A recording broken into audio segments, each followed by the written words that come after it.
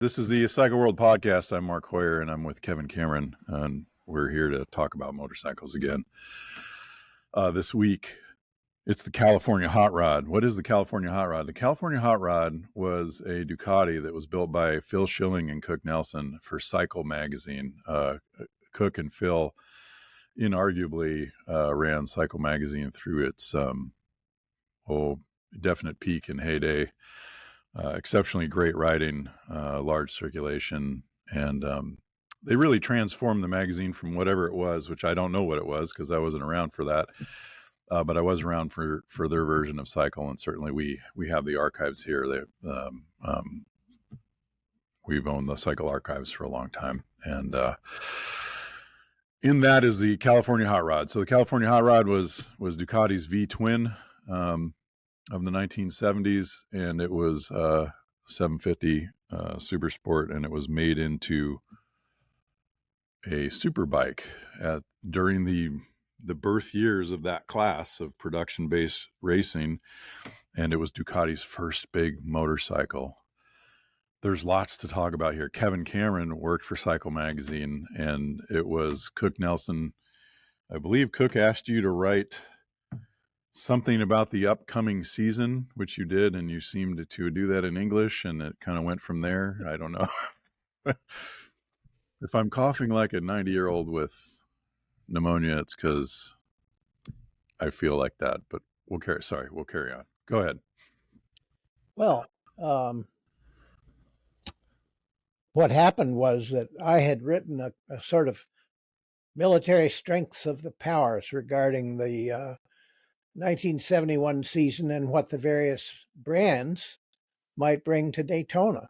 And I had written it originally for Bob Hansen, who was running Team Kawasaki at that time, Team Hansen. And I thought, I'll send a copy to the magazines. And the one that that hit the mark reached Cook Neilson, and he made a note of it. And at a later time, he phoned me up and said, that thing you wrote is grammatically acceptable, and would you like to do something about your last summer's work with the home-built 750 Kawasaki? And so that was the beginning of that. That was published in, I think, January of 73, after the 72 season. So in 1972, Kawasaki finally resolved a question that had been facing them for some time. How do we break into this new big bike market?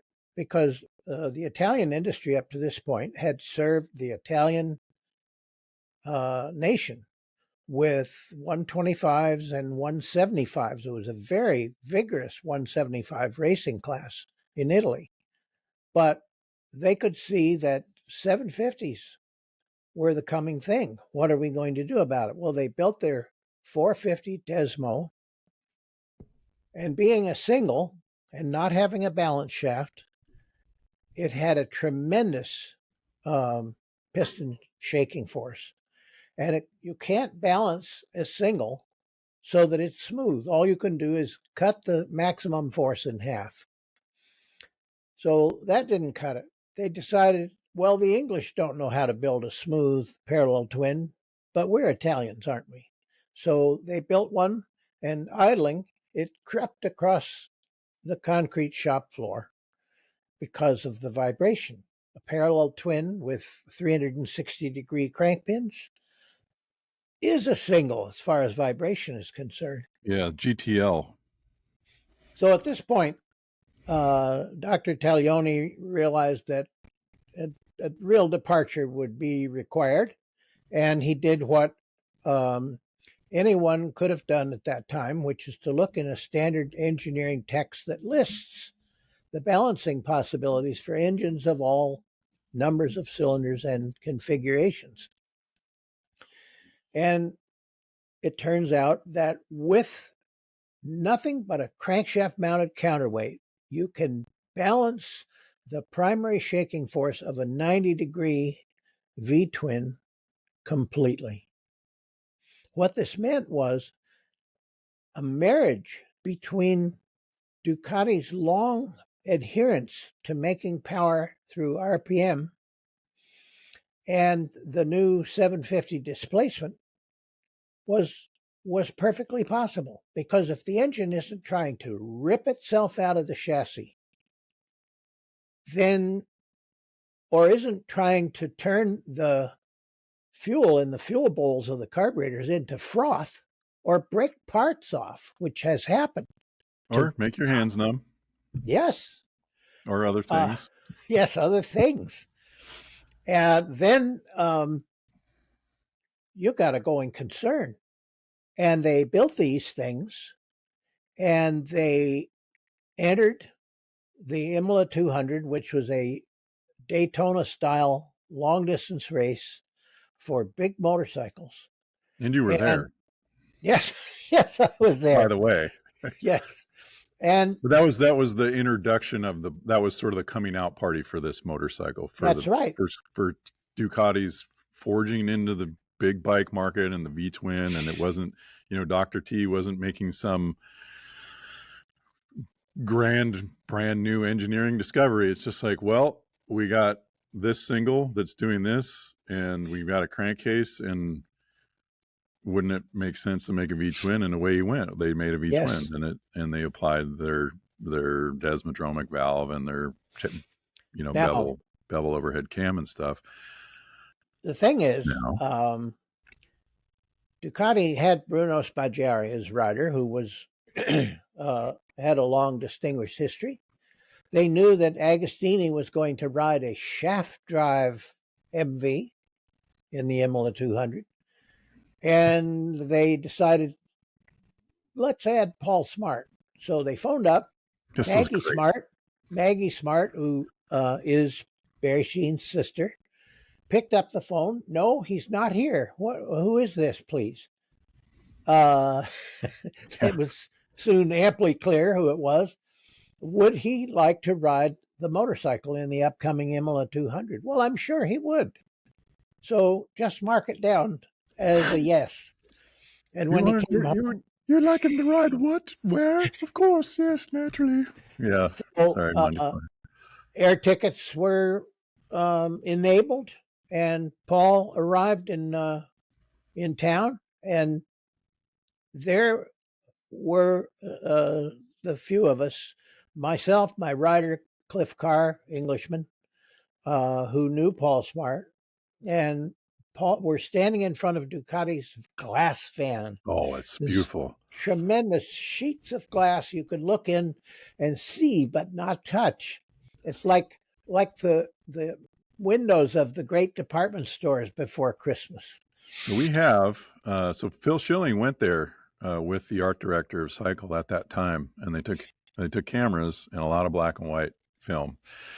And they took tons and tons of pictures, which we have in the Cycle archive of all of this period, of the glass van, all that stuff. So Phil was there.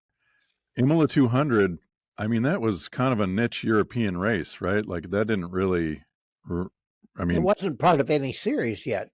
Yeah, so it was just some like, hey, big race show, but it wasn't as if it was the defining race of the global motorcycle championship or anything. It was but it turned out to be a mighty accomplishment for Ducati, because suddenly they were a believable manufacturer of big, powerful motorcycles. It established them. Now, Paul said to us at that time, he said, they're telling me to upshift this thing at 9750. Is that even possible? Because this is a man who had raced Manx singles, Norton Manx singles, which 7200 was getting to be iffy. So the idea of 9750, unbelievable. Yeah. Furthermore, he said, they told me I can take it to 11 if I have to. Ooh, special occasion revs. I like that. Yes. Special occasion. Yeah, my friend who built the 3.8 liter Jaguar engine in my E-Type, I asked him like, like, hey, what, just keep it at 5,500 RPM redline. He's like, well, you can go to 6 for special occasions. Rods are shot peened, etc. So Special a lot occasion. of stroke. They're 106 millimeter stroke, I think. Wartime aircraft engines, the throttle had a little glass rod in it, which broke if you pushed all the way to war emergency. That was power for special occasions. So Paul won the race. Agostini was out. Something happened to the MV. And suddenly here is this new motorcycle on the map. And back at Cycle Magazine, the two editors presently are able to get their hands on something like the Imola motorcycle, and they loved it, and they had it for a number of weeks, and they hatched the idea of going racing with it. They knew that in 1974, for various reasons, the 1972 models would become unavailable or unable to be sold in the U.S. And so they ordered 2 bikes. And when the bikes duly arrived after a period of time, they had one of them running immediately. They could not postpone gratification. And you have to understand something about these two men. These were not people who came to Cycle Magazine as a result of a journalism course. They were people who wanted what motorcycles could give: personal freedom and autonomy of a kind that you can't get by fighting to become department chairman at university, which is the life that lay ahead of Phil Schilling. He was a student of Professor Mossy in German history, but he wrote a fantasy piece about pretending to be racing as he rode around Madison, Wisconsin's City Park internal roadways. And Neilson saw this and exfiltrated him from the academic life. He was The atrium of pedantry saved. extracted. He was extracted. And Cook Neilson doesn't like to be called Cook Neilson. Neilson likewise had striven for autonomy. He was born into a family in which he was expected to ride, and he rode, but not horses. It was motorcycles. And at the time that Cycle was converted from a yes book, this new Triumph model is ideal for everything from racing to family sport, into an authoritative, fact-based new journalism,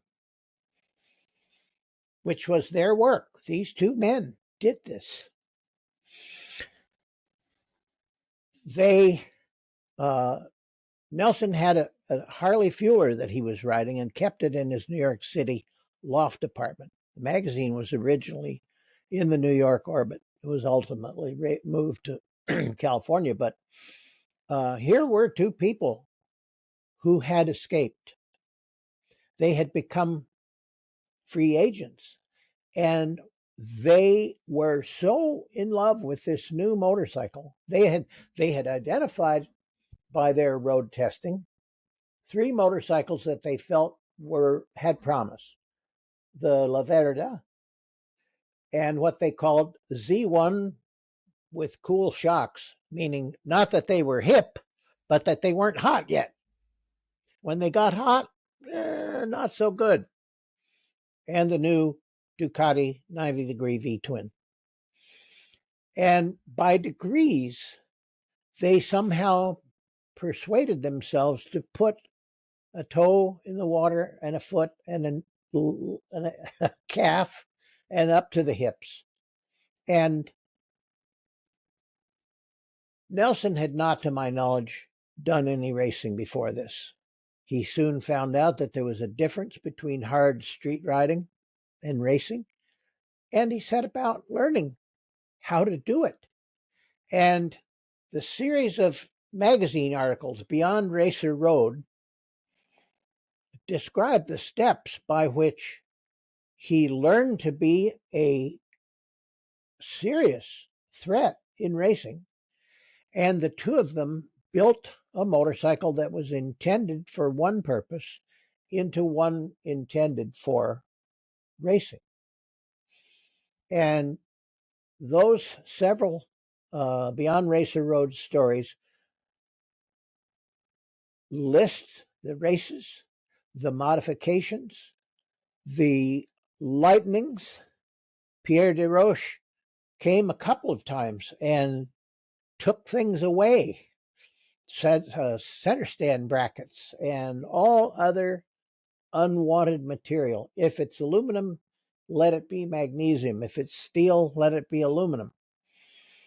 The cylinder heads were a concern because they had an 80-degree valve included angle, the angle from one valve stem to the other.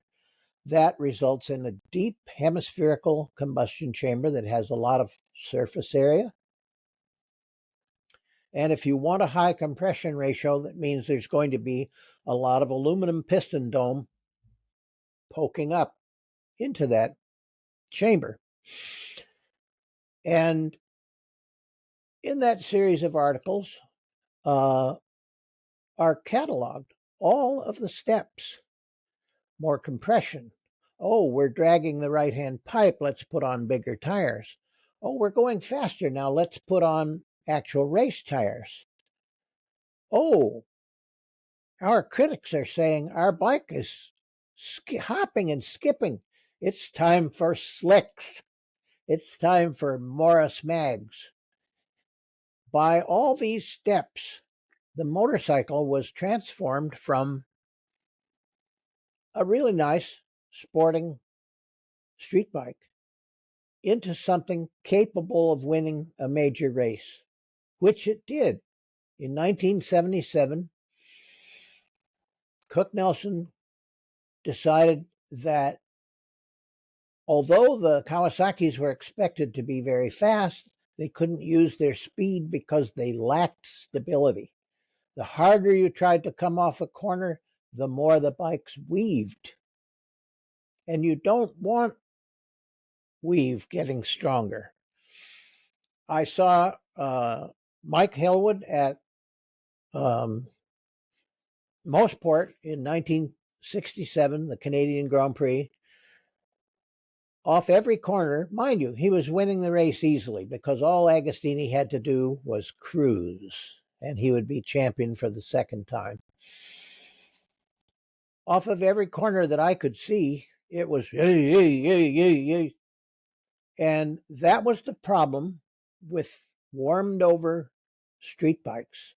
The era of super hot, quick lap time, 1,000cc superbikes was soon coming, but it had not yet arrived.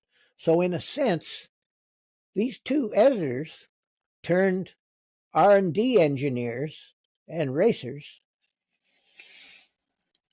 had to do this at this time because with the Kawasaki's improving at a steady rate as more Pierre Desroches style reinforcements were added to the chassis, a stiffer swing arm, different forks, all the things that happen. Triangles everywhere. Yes, those bikes were going to be unreachably faster than the Ducati. They got their motor to just over 90 horsepower. And in that 77 race, they reckoned that they were able to reach 150 miles per hour, which was putting out in those days. But the steps to get there were many and difficult. 3 times at least, they went back to Jerry Branch and said, "What can you do for us?" The first time he put in oversized 2 millimeter oversized intake and exhaust valves. The intakes were from XR 750 Harleys because Jerry Branch did so much Harley work. We should really note for those listeners who Jerry Branch is, because Branch Flow Metrics. He Branch was a Flow man Metrics. who saw that, like other people, some other people did, like Harry, what's his name? The Englishman. Westlake. Harry Westlake, those people saw that airflow ability of the cylinder head in through the intake, out through the exhaust, was a primary determinant of horsepower. If you can't get the air, you can't burn the fuel. So your power is limited. So they went there and they got big valves. The first engines were valve spring engines. They were not Desmo. These were 750s. And they went from cam to cam. They started out at valve lifts of 26% of the valve head diameter, which is a real 1930s number. And they moved on to 30%, while as Mark just pointed out before we came on the air, the valves were getting bigger too. So that has to be factored in when you say 30% of valve head diameter. The engine was flowing enough air for its production role, but as they delved deeper into methods of pepping up this motor, they found that there was lots more to come. Who can resist that? Let's spend the money. And as examples, they began to flake Desmo valve levers. So they had them replated. You have to go to someone. This is not some place that does bumpers. Yeah. This is hard chrome, and it has to stick. Has to stay on there. 748s later had that flaking issue. Yeah. So they were discovering the who's who of the Southern California racing scene. Well, it was quite a spot too, because they're, at our old office in Newport Beach, we had, within a mile, we had Ron Wood Racing, and we had Formula One gear cutters, and there's lots of really, really good stuff in the a lot of shaking going on. Yeah, Yep. But they had to find out who. Yeah. And I'm sure there was a Joe sent me aspect of all of this. You have to network your way in. Bud Axlin told about how hard it was for Kenny Roberts Racing to break into the supply network in Britain's Formula One district around the city of Banbury. Well, England's notorious for, a friend of mine is in the British parts business, and he, being American, he makes British parts for classic motorcycles and lots of suppliers in England. And he went over, and I don't remember what supplier it was, but it might have been like the seat guy, or it could have been, it doesn't matter. So he was like, "Oh, I'm in business in America, and I'm doing everything west of the Mississippi. I'm pretty big time. I'll go have an appointment with this guy." And he hadn't been officially introduced. So he went there and he called and said, "I'd like to meet such and so." And he got the lobby treatment, he called it. And so he went there, and she said, "Oh, do have a seat." And he had a seat, and he just sat there forever, and then finally just left because he hadn't been introduced. Then he went to the party that someone else had, and he got introduced at the party, and then he could have a meeting. Yes. Because he'd been socially introduced. And that is England in a nutshell. In electronics, they call it plug-to-plug compatibility.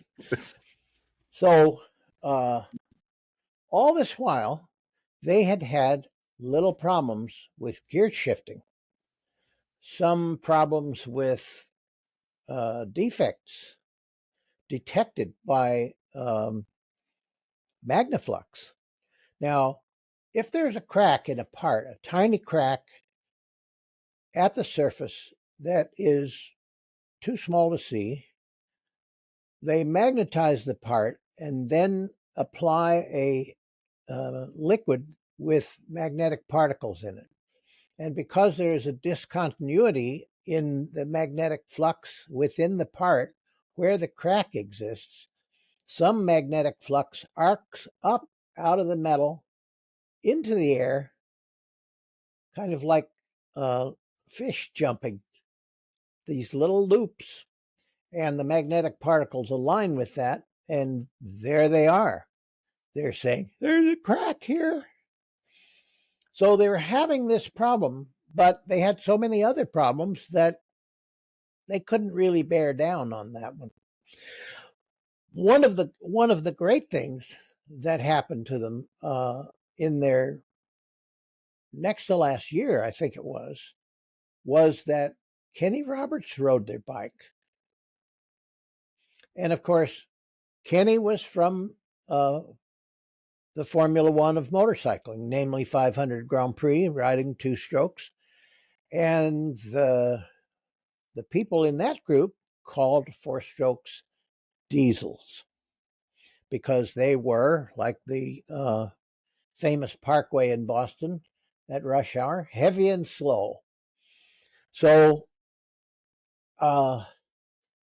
this was a nail biter. Kenny goes out on the bike, does a few laps, each one quicker than the one before. He comes in. Pretty nice bike. Handles well. And then he listed a bunch of things. Steering's a bit slow. I'd raise the back, take some angle out of the front, and made a couple of other remarks, and then went back to his own affairs. What a wonderful occurrence. Well, now there then. So they were right to replace the 12-inch long, whoever it was, shocks on the back with 13 point something, because as Doug Chandler was always turning his motorcycle into a stink bug, which stink bugs look like they're nosed over. And that comes from raising the rear to speed up the steering. Now, all of this, the series of wonderful articles, Beyond Racer Road. I just want to pause for 1 second and say, yeah. do we think Kenny Roberts was complimentary or was he not uncomplimentary? I think he was probably surprised. Yeah. That it wasn't a street bike piece of, you know what. What a third party validation that would be. When I think a lot of times when you've been doing this journalism thing, you get a little imposter syndrome because you're always covering other people who are largely doing actual things. And even though journalism is an actual thing, and trying to do a good job and tell the right story and tell a good story and tell it factually and capture the drama and the human emotion and all of those things is a real job, and it is really something, you're still sort of like, yeah, well, I'm covering somebody and they're actually making crankshafts or gears or whatever, all that stuff. And so to have done that work and then said, hey, Kenny, what do you say, to be validated by someone of that caliber, someone who's going to find, whose job it is to make the product come unglued. I mean, that's our job as testers. We want to make it do the wrong thing, use it until it does something that's like, oh, I see now, to have Kenny do that. What a great feeling that would be if you've put all this work into this motorcycle, which they had.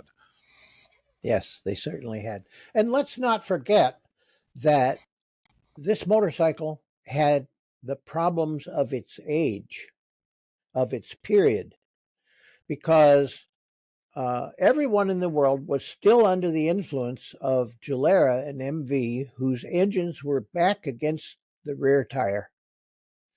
And the belief was this boosts traction.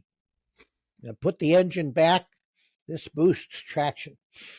Well, when you have a 90-degree V-twin, it's a problem. Are you going to install it this way? Are you going to install it this way? Or Guzzi even built a 120-degree engine where one cylinder was like this and the other cylinder was like that. So it's not easy to package a big motor with a 90-degree V-twin, with a 90-degree V angle. Well, Ducati worked on that forever. Yes, they really did. Yeah. You will notice on many of the later model V-twins that the exhaust side of the cam box is lower than the intake side, and that was done for front wheel clearance. So with this log-like cylinder 15 degrees above the horizontal, the heavy crankcase is pushed back against the rear tire. So there's a lot less weight on the front end than modern standards would suggest to be advantageous. So stability on a motorcycle depends so much on footprint. The footprint is the amount of rubber that is on the ground able to produce a damping force. And with the front end as light as it was, there was less of this. So they had to give it a bunch of geometry. Kenny had said it's got too much geometry, and it certainly did. It was 30 or 31 degrees of rake with a 4.5-inch trail. Now, that was not a choice. It was a necessity because of the light weight on the front.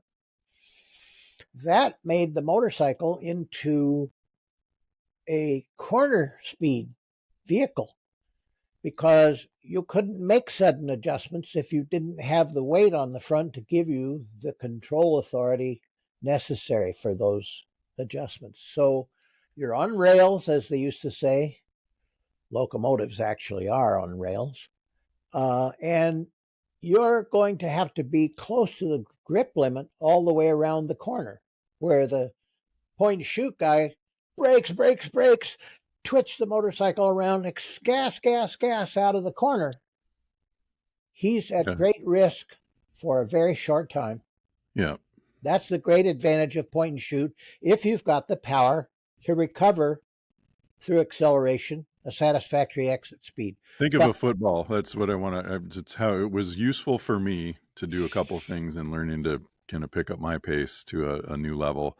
And that was thinking of the corner, trying to make it into a football instead of a soccer ball, instead of a long, smooth arc where you're on the limit with the front tire and you're like, get this thing, when can I pull the trigger? And you're carrying too much speed at the slowest point of the corner. And you may need, in their case, they needed to do this for this motorcycle. But if you can do what Kevin said, which is sacrifice corner speed at the slowest point of the corner, do it for a short period of time and really rotate the bike and then pull the trigger. And if you have the power to do that, that's a great line, as Kenny Roberts would demonstrate for many years. And it's very useful. I learned that from riding on the back of a motorcycle with Jason Pridmore. I was at a track day. I was at a school with him on a Suzuki Hayabusa. I had an original Hayabusa as a long-term test bike, 1999 model, copper gold. And I rode it up to Thunder Hill for a Jason Pridmore school. And I was out there cooking it, and I'm riding a Hayabusa with 160 rear wheel horsepower and 100 foot-pounds of torque and about 550 pounds of weight.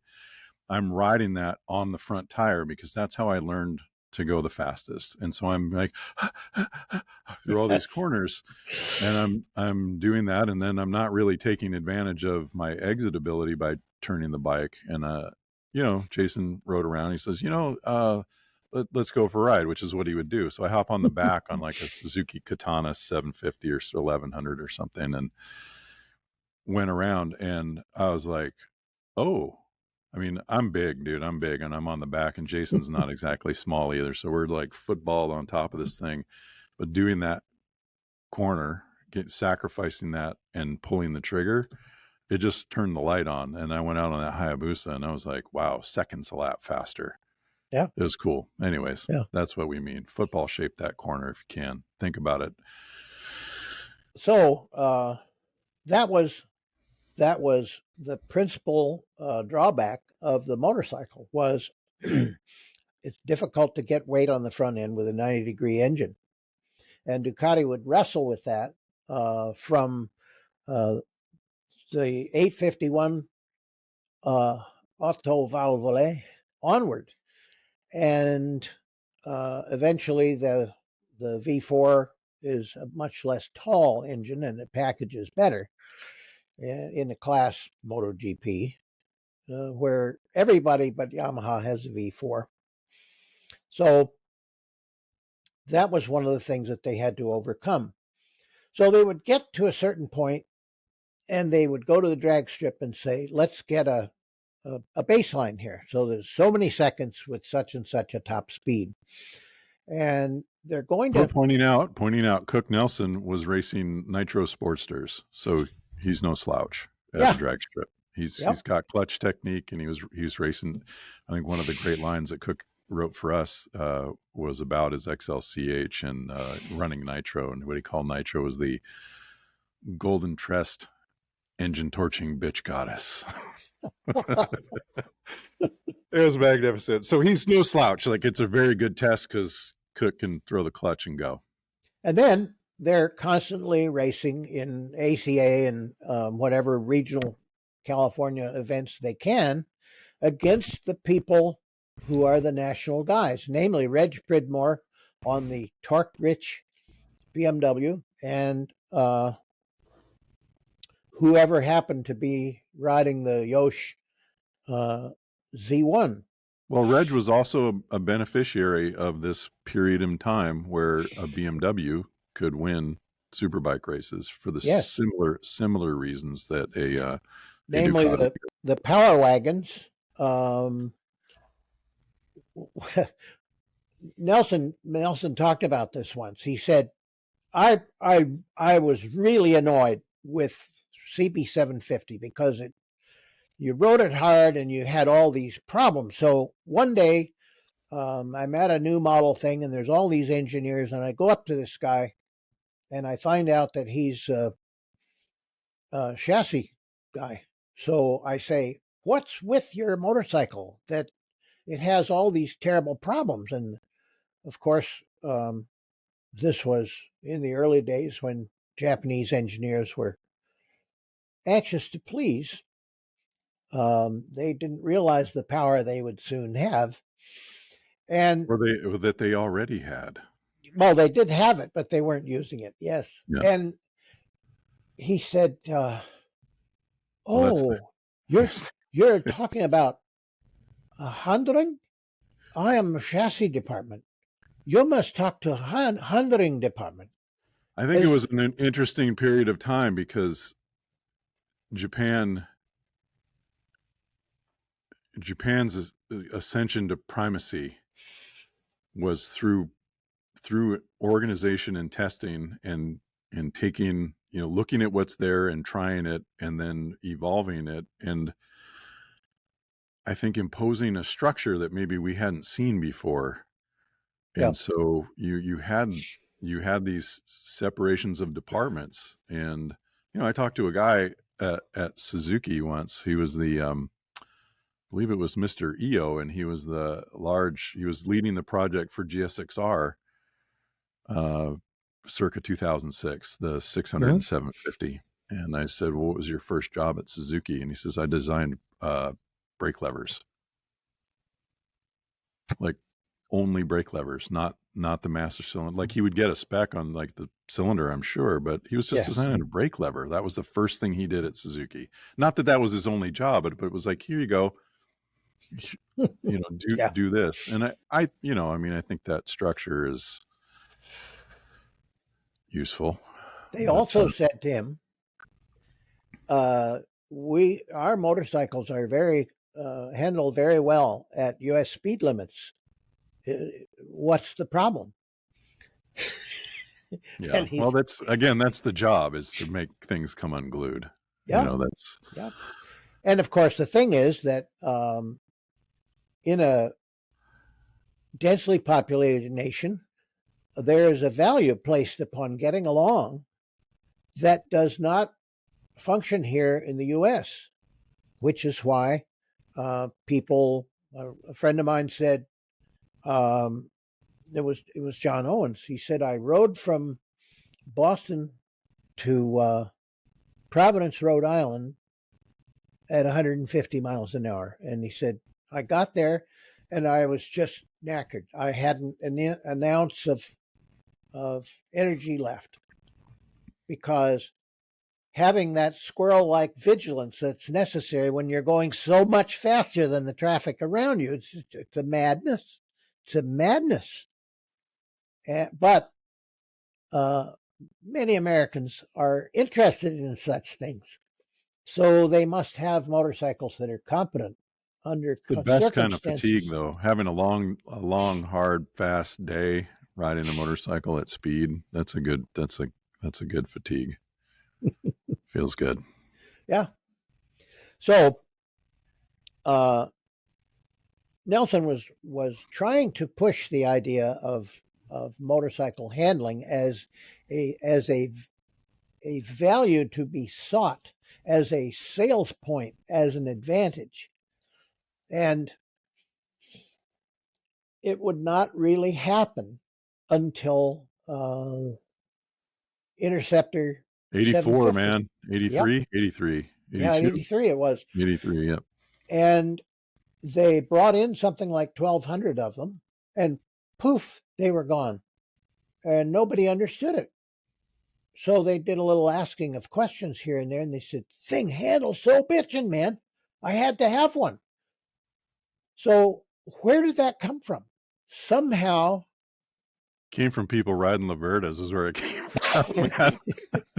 Like I had a 75 3CL, man. That thing was terrifying. It was just terrifying. It was before they moved the shocks. Like, sorry, this is Liberta detailed dude guy, but because I owned one, but they had vertical shocks. The later, like the Yoda, Joda, Hoda 1000s, they tipped the shocks into the part of the frame where the the rear upright came and met the rear loop, and it was a little stronger. But my bike was like this, and it was just notorious. So you rode that entire generation of people came up riding bikes as you described, with H2s with the motor in the back and like Nothing on the front. Nothing on the front and massive power. Ooh. And wow, and Z1s and CB750s.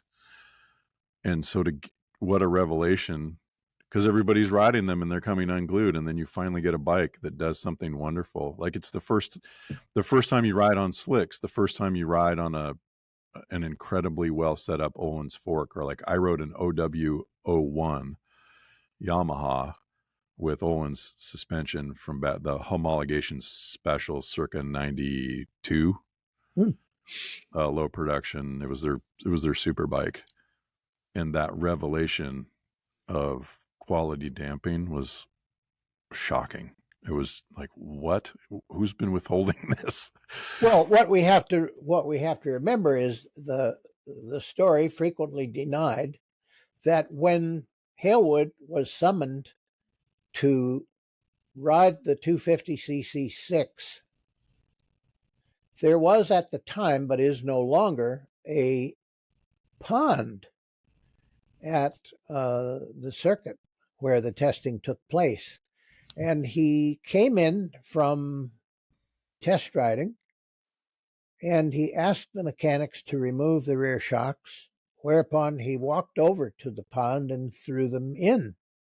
Now, this is not European flair at work. This is not the difference between a whiff of raspberry and a note of peach. What was happening is that the shock absorber testing machines were a crank and crankshaft arrangement that rotated at a ponderous speed, and it drew the most beautiful flattened oval, like a raindrop actually looks. It's flatter on the bottom and curved on the top.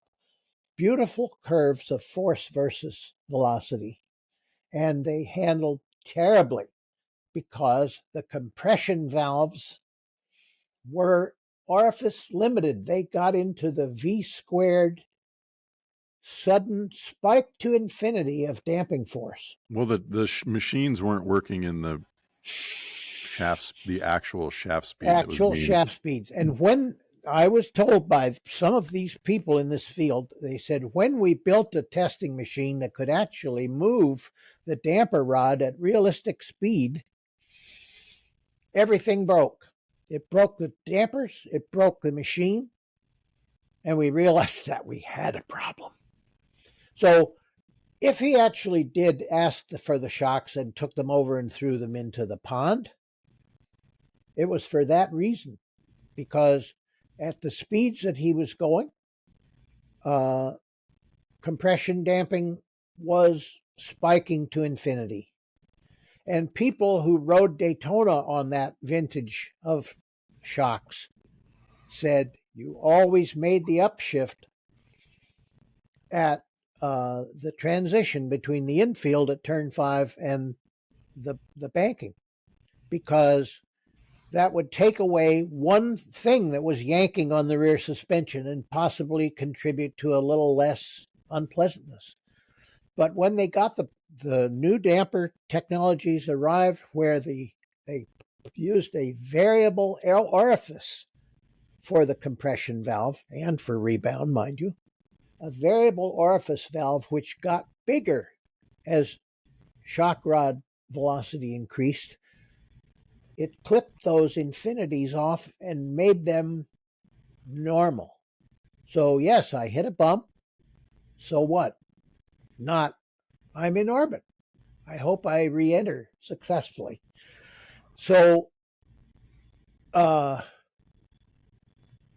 Neilson also was given a set of shocks with a kind of reverence. These are our best. These are our perfected racing shocks. He said, I put them on my bike and I couldn't tell any difference.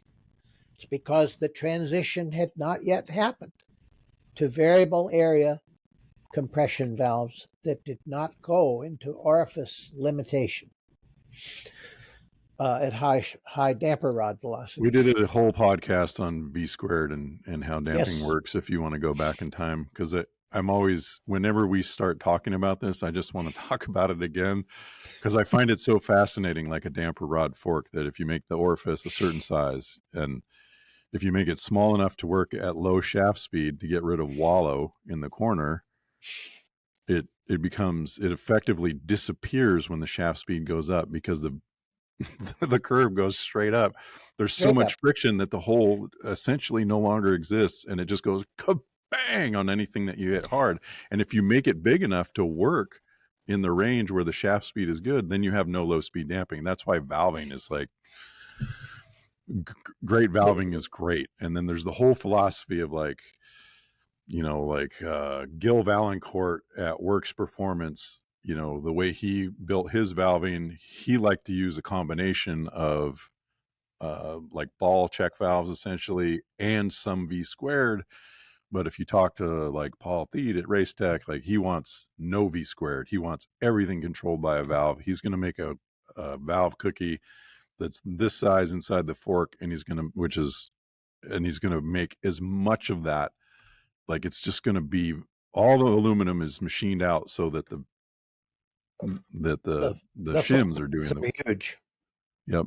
The flow paths are huge. And everything happens in between that with your Olins, and somewhere in that range is what we're seeing. God, they're getting along in 76, I think it was, and they take their transmission to ZDM to get it Magnaflux. I described Magnaflux and how it works.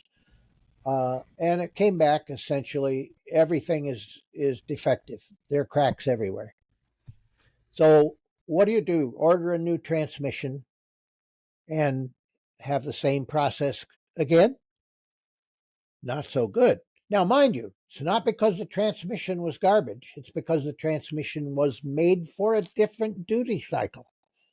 lower tooth-to-tooth pressure, lower RPM, no bang up shifts. So they're asking around, what do we do? Webster Gear in Mill Valley. Webster Gear was operated by a gentleman who had lots of money that he'd made in other ways, something to do with digital electronics, perhaps, and had taken to manufacturing high-class gears for champ cars and other special applications. And they had a look, and they said, sure, we can do something for you. It'll take a little while. And then they thought, oh, could you do something about first gear? Every street bike, just about every street bike, first gear is there for starting from an uphill stoplight with a passenger and a full tank of gas. It's a very low ratio so that you're not embarrassingly revving your motor and slipping the clutch and maybe appearing to be a klutz, something we all wish to avoid. But in racing, if you have 5 speeds, you want to be able to use all of them. Street bike with 5 speed, it has a 1 starting gear, 1 starting ratio, and the rest is a 4-speed close ratio. So they had the first gear raised. And the transmission arrived, it was installed, it worked perfectly. And what a relief. Because I can tell you, it's no fun to get all your gears back from Magnaflux and find that you have 3 defects. Because the 3 defects are going to turn into a failed gear. In how long? Well, you cross your fingers and hope Soon for the enough. best. Yeah. So last what thing you want is gearbox problems, folks. You do not want No, gearbox problems. you can't pull the clutch and escape from a locked gearbox. The gearbox is between the clutch and the rear wheel, so good luck, folks. But what a relief to have a working transmission that did not constantly come back with detection of problem. A wonderful thing. The heads go back to Jerry Branch a couple more times. The last time he comes up with a 7% increase in flow. Earlier, after the first go-round, they had asked him, how big an engine will this support? And that's why they started out with an engine on the smaller side, because with the first oversized valve step, they were somewhat limited in airflow. So Jerry Branch said, maybe high 800s, 900 maybe, cc's. All the time, they are getting a wonderful high-class education. Neilson is teaching himself to ride and is being taught to ride by the people at either elbow.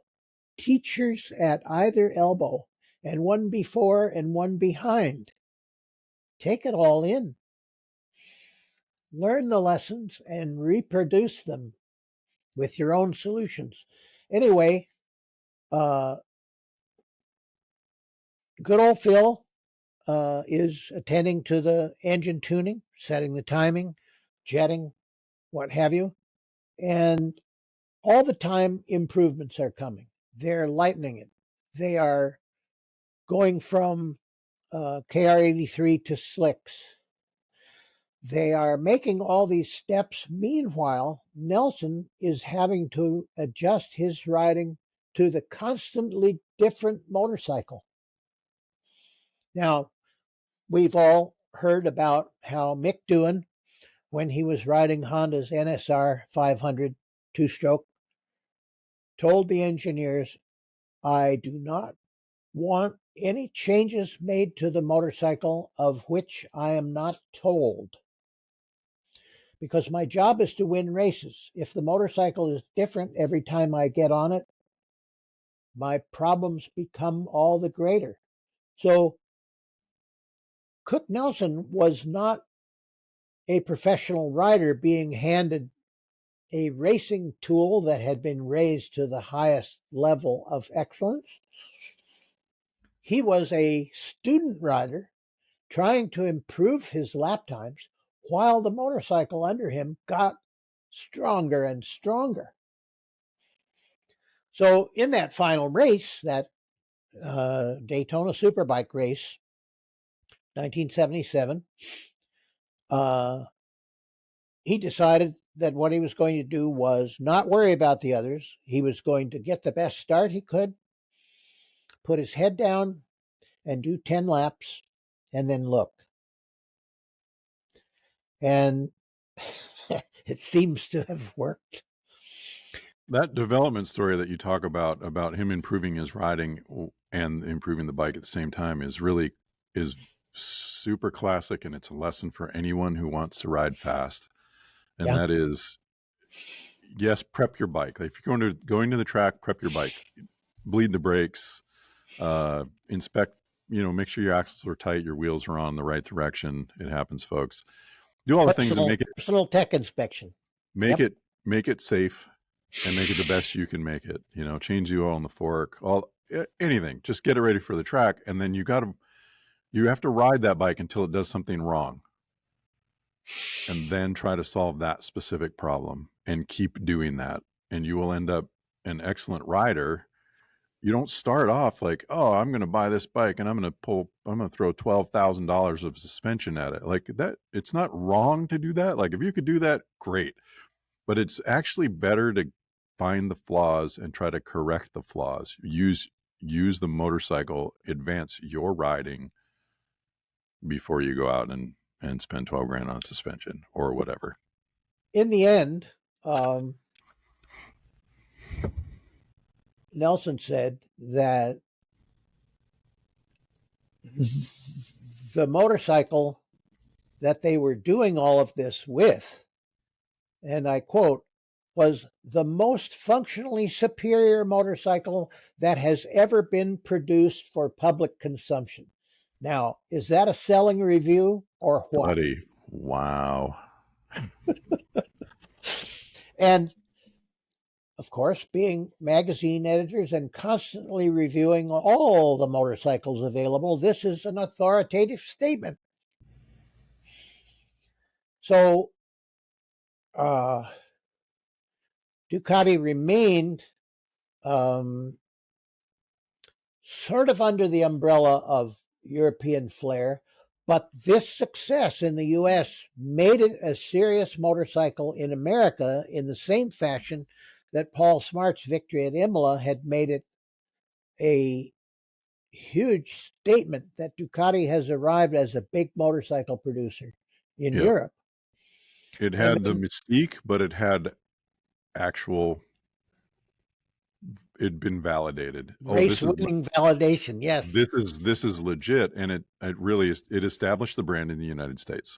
Yep. Now, the third step, which built upon these other two, was decided upon by Claudio Domenicali, who is now the CEO at Ducati, when he decided we are not going to rely on European flair anymore. We're going to meet them head on with superior performance in every category. Now, he could say that because he knew that they had the tremendous long line of successes and World Superbike titles in competition, and that they had the people on staff, the engineers who had the experience to come up with what he wanted them to build, namely a motorcycle that is clearly superior in all respects. Now, the other manufacturers strive similarly. But at this point, with the major manufacturers sort of seeming to be taking a day off each week as they concentrate on Southeast Asian sales, where there are new middle classes coming into being who want something they can do with their disposable income. We just happen to have something you might like, sir. So Ducati has become, of course, a premium price product. You pay for what you get in terms of high performance. Their bread and butter is less extreme, and they have a wide range of products for the motorcyclist. But those were three great leaps. And this is why I had said earlier in another production that Ducati has operated in a state of continuous revolution because they were never able to say, as Honda did in the later 60s and early 70s, okay, we've got the lineup, they look good, they're selling well, great, what's for lunch?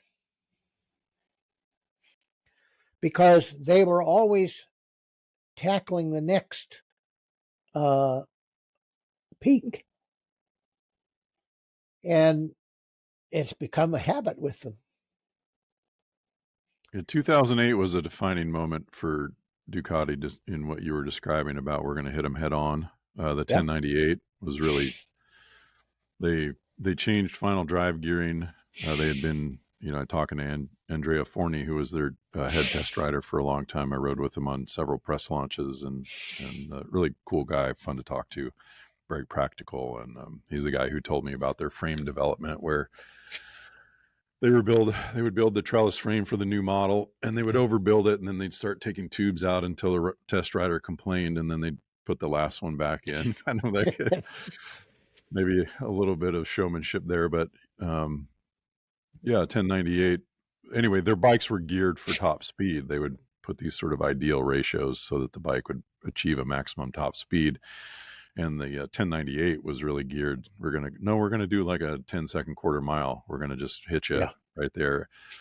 And they actually made a point of putting more accurate weights. We've always had a little, I don't know, fudge factor or correction factor from what the manufacturer claims, like, oh, it's dry weight, like so dry that there's no battery, and just things like that. But yeah, they really, at that time is when they really focused on meeting all the other products in the same space, not relying on European flair like alone. They still had European flair, but they were really hitting it with technology and actual performance. So, and Claudio Domenicali became extremely important to the company. And on one of those Ducati evenings that you might attend if you go to the great international shows, the Milan, for example, just as you're stepping forward to hoping for a word with the master, a large Audi draws up, 12 cylinders. Someone steps up smartly and opens the rear door. He boards this limousine and is carried away. I really like Claudio's story, and he should be whisked away in a fancy car because I agree 100%. I met him when he was a junior engineer who had been sent to the SAE annual meeting at, what was it, Cobo Hall, and he was young and fresh. And later on, when he had just become CEO, he had those 30-second manager books on his desk, and he seemed under pressure, nervous, burdened.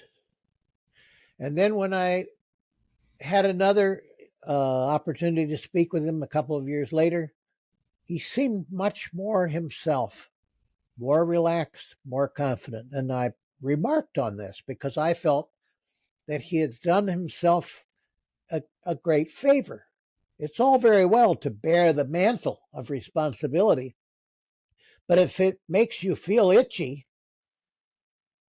that's quite a compromise. But he looked comfortable. And he said, I have learned that not everything can be done today, and some things cannot be done at all. I have learned not to bring my responsibilities home in the evening. Well, when he was hired, not easy. he was hired as one of not very many engineers at the company, Yep.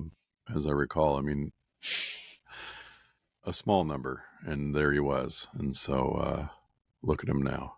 Yep. I think it's important. I think having someone in charge of a company who has that background in racing and as an engineer, I think that's really important for the direction of a company. I think if your leadership doesn't have it motorcycling woven into their very DNA and suffered the realistic terrors of problem solving and why doesn't this work, and just banging your head against the wall and just iterating, going to tracks, staying up late, all that stuff, I think you're missing a key element in the way that the brand ultimately will communicate with the customer. It's an unseen force that comes out in the showroom. Yep. I think it's also wonderful to note that when he was elevated to the leadership, he had a program which was to meet the competition head on and to best them.